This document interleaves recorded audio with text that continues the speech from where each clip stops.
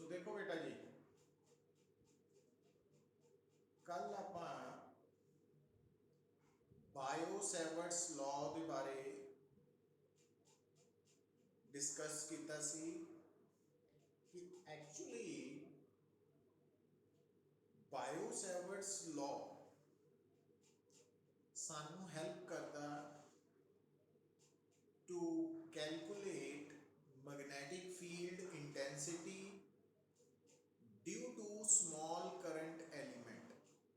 कि अगर small current element दे कारण मैग्नेटिक फील्ड कैलकुलेट करना तो उहदे लई जो लॉ हेल्प करता वो बायो-सैवर्ट्स लॉ। हुण उस कंसैप्ट नूं ना असीं मतलब बायो-सैवर्ट्स लॉ की हेल्प दे नाल असीं मैग्नेटिक फील्ड इंटेंसिटी का मैगनीट्यूड भी फाइंड आउट कर सकते हैं तो डायरैक्शन भी फाइंड आउट कर सकते हैं। और कल आपां बायो-सैवर्ट्स लॉ नूं स्केलर ते वैक्टर दोनों फॉर्म्स दे विच रिप्रजेंट कीता सी। और तुसीं उत्थे नोट कीता सी बेटा कि जो magnetic field intensity due to small current element है उसकी डायरैक्शन दे लई बेसिक दो चीज़ां तुहानूं चाहिदियां। एक तो जो स्मॉल करंट एलिमेंट है उसकी डी एल वैक्टर की डायरैक्शन, और तुहानूं ये दस्सिया होया कि जिहड़ा स्मॉल करंट एलिमेंट है उसकी डी एल वैक्टर की डायरैक्शन सेम है जो उस करंट एलिमेंट च करंट की डायरैक्शन। और दूसरा पोजीशन वैक्टर आर वैक्टर। तो उस तो बाद तुसी राइट हैंड थंब रूल तो डी बी वैक्टर की डायरैक्शन निकालनी है और थोड़े दिमाग के विच वैक्टर फॉर्म ऑफ बायो-सैवर्ट्स लॉ होनी चाहिए है। और बायो-सैवर्ट्स लॉ की वैक्टर फॉर्म के विच जो क्रॉस प्रोडक्ट आ रहा उस क्रॉस प्रोडक्ट का first vector D L vector है और सेकंड वैक्टर आर वैक्टर है। तो डी बी वैक्टर की डायरैक्शन जो है वो D L vector cross R vector तो निकलेगी और डी एल वैक्टर तो आर वैक्टर की तरफ तुसी राइट हैंड की फिंगर्स नूं कर्ल करनी है ना। और उस वक्त तुहाडा जिहड़ा स्ट्रैच्ड थंब है राइट हैंड का वो डी बी वैक्टर की डायरैक्शन दसेगा। इस प्रॉब्लम नूं आपां हुण न्यूमैरिकल्स दे नाल प्लस आर्टिकल दे विच यूज़ करांगे। तो अज का सब तो पहला आर्टिकल जो असी करना बेटा बड़ा इंपॉर्टेंट पॉइंट भी है, ये आर्टिकल भी है, वो है मैग्नेटिक फील्ड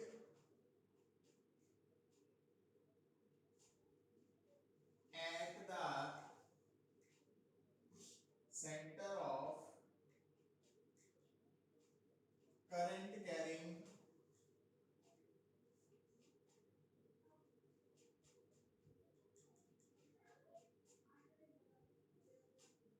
सर्कुलर कॉइल।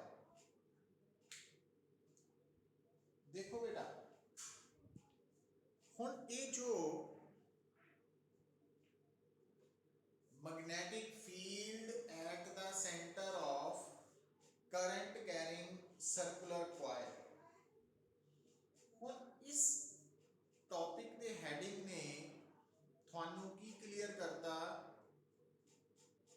कि जिहड़ा थोड़ा करंट कैरिंग कंडक्टर है ना वो सर्कुलर कॉइल की फॉर्म च सर्कुलर कॉइल की फॉर्म च।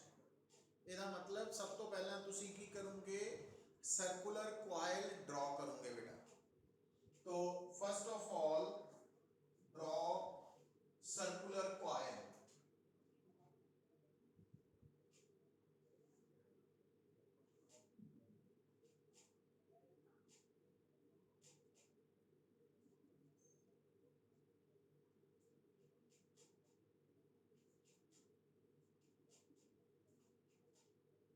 सो देखो बेटा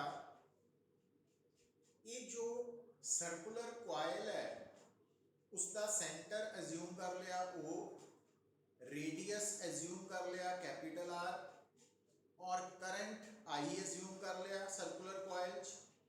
और बेटा जो आई है उसकी डायरेक्शन तुसी देख रहे हैं वो एंटी क्लॉकवाइज है ना। क्लॉकवाइज भी बन सकते सी, एंटी क्लॉकवाइज ड्रॉ कर ली।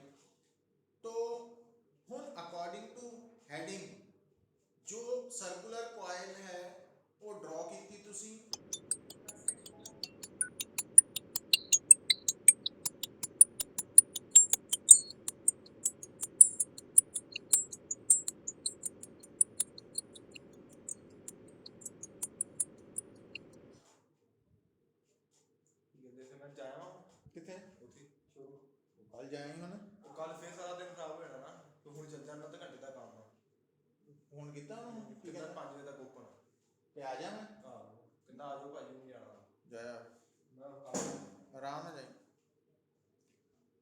देखो बेटा गल नूं बड़े आराम दे नाल ध्यान दे नाल सुनना कि सिचुएशन के अकॉर्डिंगली आपां जदों एक्ट करना वा तां हुण तुहानूं दिमाग च आना चाहिदा कि ये जिहड़ी सर्कुलर कॉइल है तुसीं एज्यूम कर लेना कि ये large number of small current elements दी बनी हुई ये जो सर्कुलर कॉइल है वो large number of small current elements दी बनी हुई है ना और तुसी एक एलिमेंट शो कर देना हाईलाइट कर देना तो तुसी की करना बेटा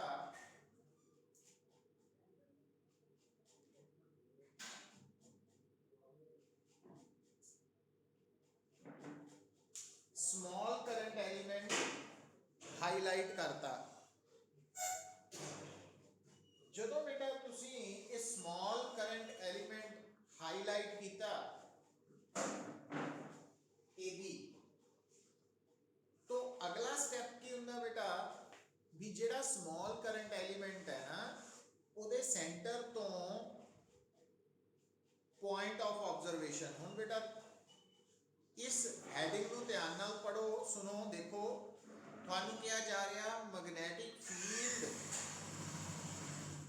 magnetic field at the center of magnetic field at the center of current carrying circular coil मतलब ਜਿਹੜਾ करंट carrying circular coil है ना ਉਹਦੇ सेंटर ਤੇ magnetic field find out करना ਆਪਾਂ मतलब centre of the circular coil वो ਤੁਹਾਡਾ इस आर्टिकल च की है पॉइंट ऑफ ऑब्जर्वेशन है तो O is the point of observation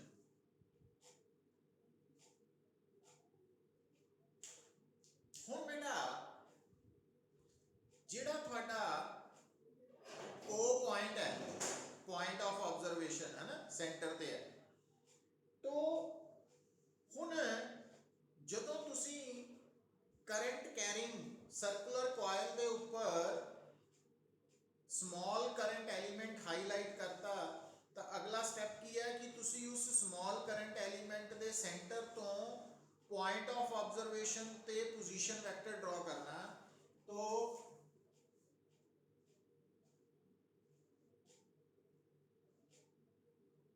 are vector तो ये आर वेक्टर आ गया बेटा अच्छा फिर बेटा अकॉर्डिंग टू बायो-सैवर्ट्स लॉ जो थोड़ा स्मॉल एलिमेंट है ਉਹਦੇ ਕਰਕੇ पॉइंट ऑफ ऑब्जर्वेशन O ਤੇ जो मैग्नेटिक फील्ड पैदा हो रहा उस मैग्नेटिक फील्ड की value mu naught I dl sin theta by 4 pi r square है तो ये बेटा अकॉर्डिंग टू बायो-सैवर्ट्स लॉ असी स्केलर फॉर्म ऑफ बायो-सैवर्ट्स लॉ लिख लई इस फॉर्म दे विच थीटा की हुंदा बेटा इस फॉर्म दे विच थीटा की हुंदा ਤੁਹਾਨੂੰ याद होएगा ਜਦੋਂ ਤੁਸੀਂ बायो-सैवर्ट्स लॉ लिखते हैं ना mu naught I dl sin theta over 4 pi r square ਤਾਂ ਉਹਦੇ ਵਿੱਚ थीटा की है बेटा dl वेक्टर ਤੇ r वेक्टर ਚ ਬਣਨ ਵਾਲਾ एंगल ਹੁਣ ਧਿਆਨ ਦਿਓ ਤੁਸੀਂ ਕੀ ਨੋਟ ਕਰ ਰਹੇ ਆ क्योंकि ਜਿਹੜਾ dl वेक्टर है ना वो स्मॉल एलिमेंट की डायरेक्शन ਨੂੰ शो कर रहा लेंथ वेक्टर तो स्मॉल एलिमेंट क्योंकि सर्कल के ऊपर है कर्व्ड पाथ के ऊपर है तो अलोंग द टेंजेंट होएगा along the tangent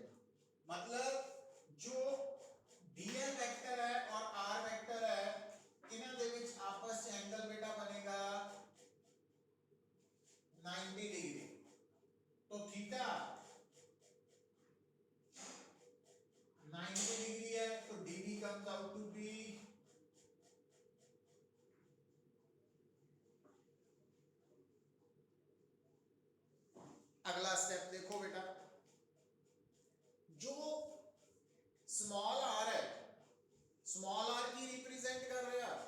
basically small are जो है वो पोजीशन वेक्टर आर का मैग्नीट्यूड है, जो एक्चुअली स्मॉल करंट एलिमेंट तो लेके पॉइंट ऑफ ऑब्जर्वेशन तक, स्मॉल करंट एलिमेंट तो लेके पॉइंट ऑफ ऑब्जर्वेशन तक दा शॉर्टेस्ट डिस्टेंस है।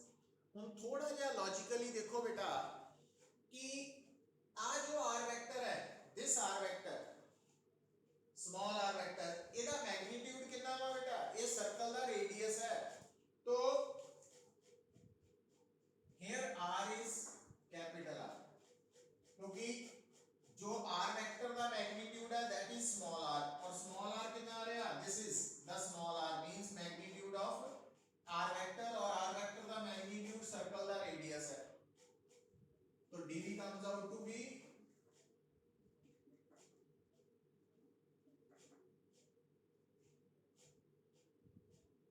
ਹੁਣ ਅਗਲਾ ਸਟੈਪ ਆਏਗਾ ਬੇਟਾ, ਹੁਣ ਤੁਸੀਂ ਇਹ ਜੋ ਮੈਗਨੈਟਿਕ ਫੀਲਡ ਫਾਈਂਡ ਆਊਟ ਕੀਤਾ, ਇਹ ਹੈ at the centre of current carrying circular coil because of small current element. ਤੇ ਜੇ ਤੁਸੀਂ ਟੋਟਲ ਮੈਗਨੈਟਿਕ ਫੀਲਡ ਨਿਕਾਲਣਾ ਤਾਂ ਟੋਟਲ ਮੈਗਨੈਟਿਕ ਫੀਲਡ ਕਿੰਨਾ ਆਏਗਾ ਬੇਟਾ, ਆਪਾਂ ਇਸ ਨੂੰ ਇੰਟੀਗ੍ਰੇਟ ਕਰਾਂਗੇ ਫॉर ਦਾ ਹੋਲ ਸਰਕਲ। ਹੁਣ ਜਦੋਂ ਤੁਸੀਂ ਇਹਨੂੰ ਇੰਟੀਗ੍ਰੇਟ ਕਰੋਗੇ ਬੇਟਾ ਤਾਂ ਤੁਹਾਨੂੰ ਯਾਦ ਆਣਾ ਚਾਹੀਦਾ ਕਿ ਜਦੋਂ ਅਸੀਂ ਕਿਸੇ ਵੀ ਇਕੁਏਸ਼ਨ ਨੂੰ ਇੰਟੀਗ੍ਰੇਟ ਕਰਦੇ ਹਾਂ ਤਾਂ ਜੋ ਕਨਸਟੈਂਟਸ ਹੈ ਉਹਨਾਂ ਨੂੰ ਅਸੀਂ ਇੰਟੀਗ੍ਰੇਸ਼ਨ ਸਾਈਨ ਤੋਂ ਬਾਹਰ ਕੱਢ ਲੈਂਦੇ ਹਾਂ। तो mu not I 4 pi r square, mu naught constant है, करंट भी स्टेडी करंट है, 4 पाई भी कांस्टेंट है, और सर्कल का रेडियस भी फिक्स है, तो आर स्क्वायर भी बाहर, तो डीएल आ जाएगा। ਹੁਣ बेटा आ ਜਿਹੜਾ पोर्शन है ਜਿਹਨੂੰ मैं सर्कल ਕੀਤਾ, ਇਹ बेसिकली ਕੀ है, डीएल की सी, DL C small current element की लेंथ। तो डीएल ਨੂੰ इंटीग्रेट करने का मतलब ਕੀ है कि जो पूरा सर्कल है ना, पूरे सर्कल की total length, DL integration means पूरे सर्कल की लेंथ, क्योंकि आप पूरे सर्कल के लिए इंटीग्रेशन कर रहे हैं।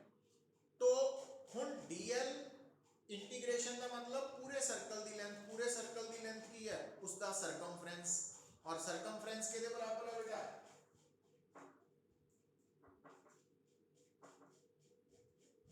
2 पाई आर। तो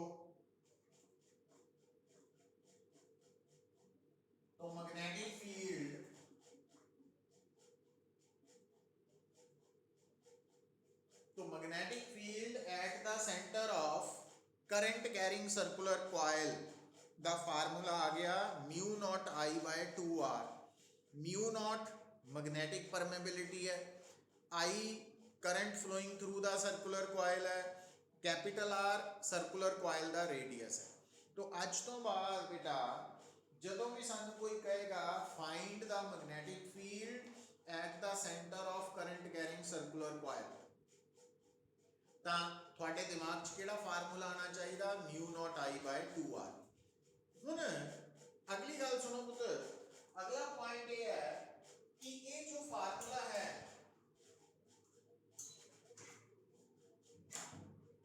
ਇਹ ਜਿਹੜਾ ਫਾਰਮੂਲਾ ਹੈ mu not I over 2 pi r, sorry 2r pi नहीं, तो ये फार्मूला जो है ये है, ਅਸੀਂ ਅਸਿਊਮ ਕੀਤਾ ਕਿ ਸਰਕੂਲਰ ਕੋਇਲ ਦੇ ਵਿੱਚ ਸਿੰਗਲ ਟਰਨ ਹੈ, ਸਿੰਗਲ ਟਰਨ, ਇੱਕੋ ਹੀ ਟਰਨ। ਪਰ ਅਗਰ ਬੇਟਾ ਆਪਾਂ ਮੰਨ ਲਈਏ ਕਿ ਜਿਹੜੀ ਸਾਡੀ ਇਹ ਸਰਕੂਲਰ ਕੋਇਲ ਹੈ ਇਹਦੇ ਵਿੱਚ ਨੰਬਰ ਆਫ ਟਰਨਸ ਹੈ, ਇਫ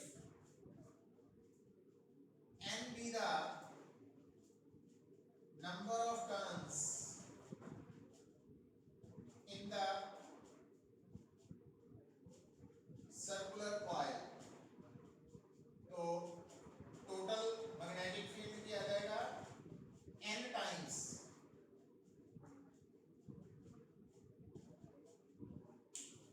क्योंकि mu naught I over 2r की है, सिंगल टर्न दे करके magnetic field at the centre of circular coil. तो अगर सर्कुलर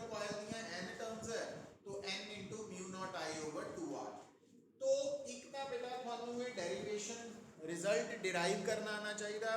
दूसरा, ये रिजल्ट एज सच भी याद होना चाहिए कि magnetic field at the centre of current carrying circular coil जो है due to n number of turns n mu not I by 2r। तो इत्थे तक बेटा किसी को कोई किसी तरह की प्रॉब्लम? अंकुर,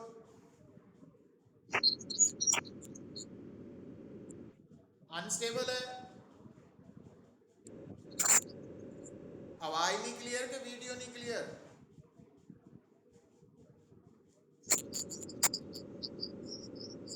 अंकुर,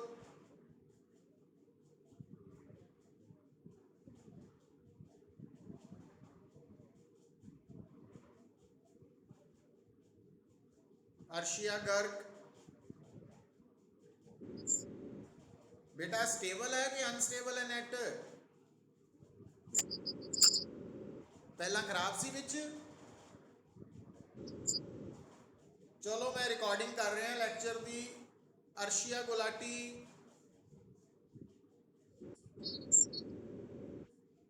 थोड़ी बहुत समझ आई कि बिल्कुल नहीं आई?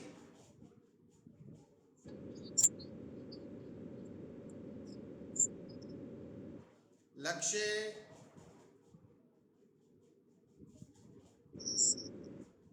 मानसी, मोहन,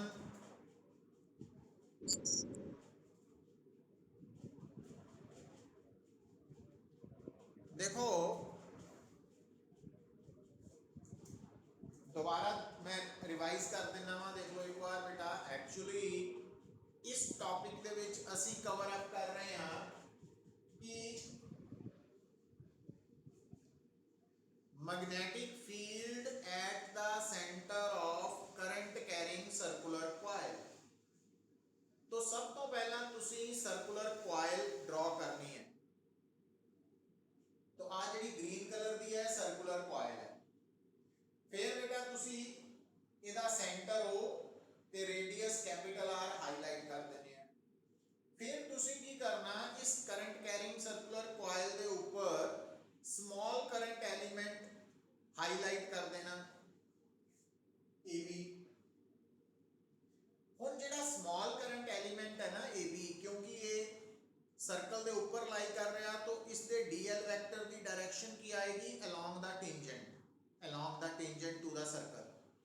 और फिर तुसी की करना कि वो जिहड़ा स्मॉल करंट एलिमेंट है ना, ਉਹਦੇ सेंटर तो सर्कल दे है ना, स्मॉल करंट एलिमेंट दे सेंटर तो सर्कल दे सेंटर दे, सर्कल दा सेंटर इस वक्त की है पॉइंट ऑफ ऑब्जर्वेशन है, क्योंकि according to heading magnetic field find out करना at the centre of circular coil. तो सर्कुलर कॉइल दा सेंटर थोड़ा पॉइंट ऑफ ऑब्जर्वेशन है।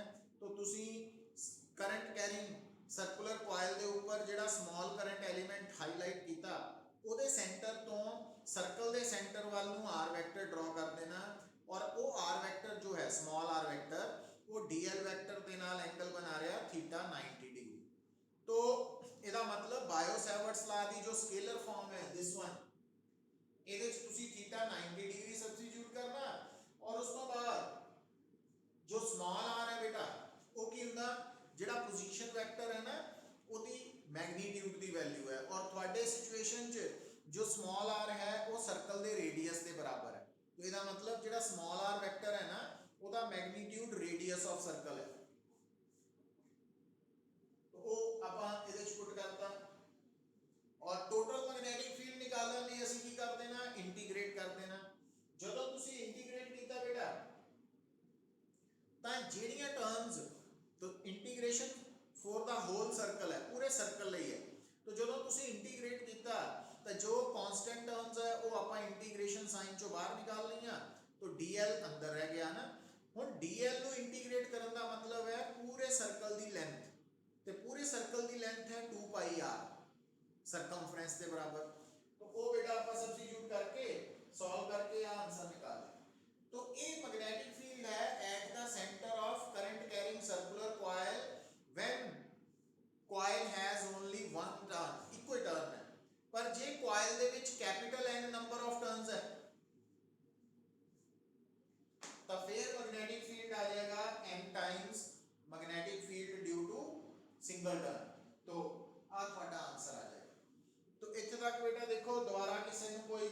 की प्रॉब्लम है?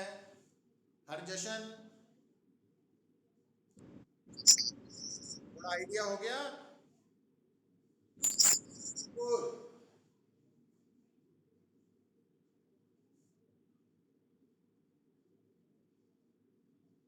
तो अंकुर तू लेक्चर लगा भी रहे हैं?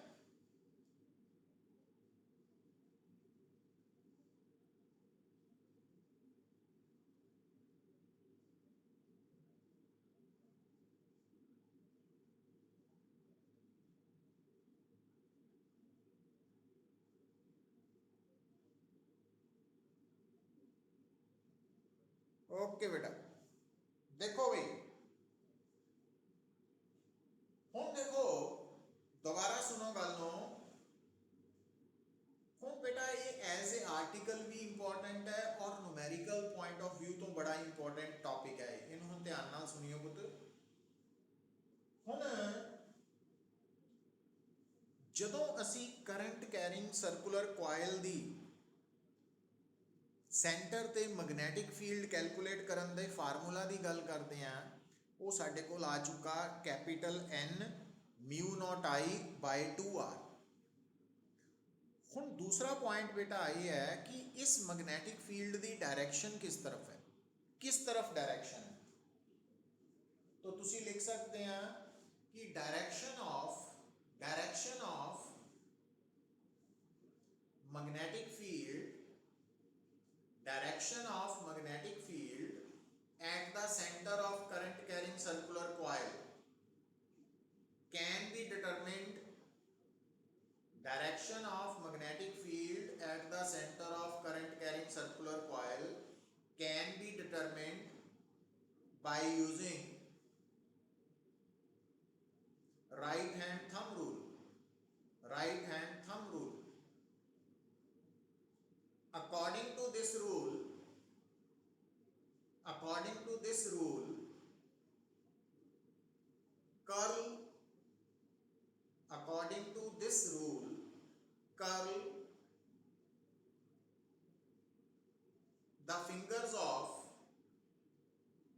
curl the fingers of right hand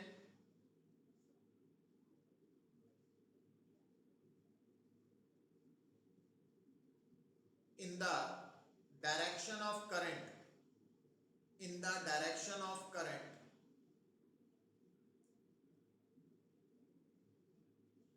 then stretched thumb will represent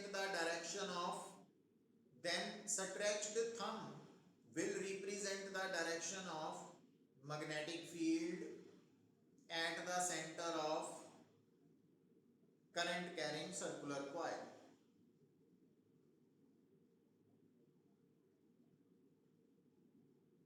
देखो बेटा, मतलब ये पूरे दी स्टेटमेंट का मीनिंग ही है। ਹੁਣ ਤੁਹਾਡੇ ਸਾਹਮਣੇ ਇਹ नजर आ रहा है ਤੁਹਾਨੂੰ करंट कैरिंग सर्कुलर कॉइल है और करंट की डायरेक्शन भी नजर आ रही है कि करंट ਜਿਹੜਾ वो एंटी क्लॉकवाइज फ्लो कर रहा है। जो करंट है ना वो एंटी क्लॉकवाइज फ्लो कर रहा है। तो ਤੁਸੀਂ ਕੀ ਕਰਨਾ, ਆਪਣੇ राइट हैंड है ना ਤੁਹਾਡਾ, तो राइट हैंड ਦੀ ਫਿੰਗਰਸ ਨੂੰ मतलब जो राइट हैंड की फिंगर्स है उन्होंने भी करंट की डायरेक्शन च कर्ल कर लिया बेटा। तो थंब बाहर नु आ रहा आउटवर्ड, तो इसका मतलब सेंटर ते मैग्नेटिक फील्ड की है डॉट का मतलब होता direction is normal to the surface but outward.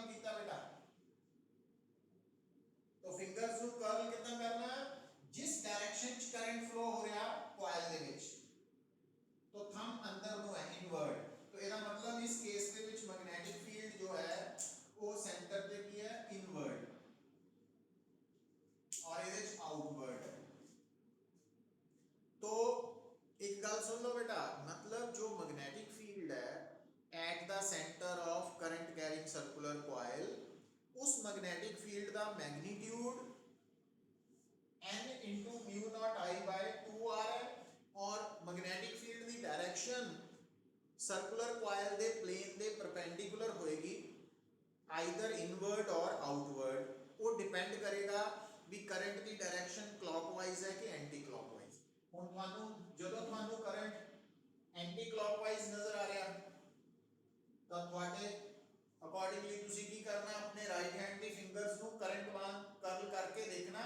तो थंब ਜਿਹੜਾ ਸਟ੍ਰੈਚ ਥੰਬ ਹੈ ਉਹਦੀ ਡਾਇਰੈਕਸ਼ਨ ਹੋਏਗੀ ਸੈਂਟਰ ਦੇ ਮੈਗਨੈਟਿਕ ਫੀਲਡ ਦੀ ਡਾਇਰੈਕਸ਼ਨ। और इस केस क्योंकि करंट क्लॉकवाइज है तो फिंगर्स भी क्लॉकवाइज कर्ल करनी है ना तुसी, तो आ एंटी क्लॉकवाइज है। तो इस तरीके नाल तुसी magnetic field the direction find out करनी है at the centre of current carrying circular coil. तो इत्थे तक बेटा कोई किसी तरह का doubt regarding magnitude as well as direction of magnetic field at the center of current carrying circular coil? Mansi उत्तर तेनू तू टेस्ट नहीं दे रही?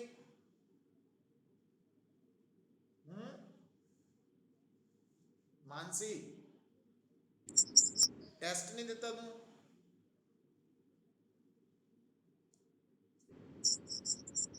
टेस्ट दो पुत्र। मोहनदीप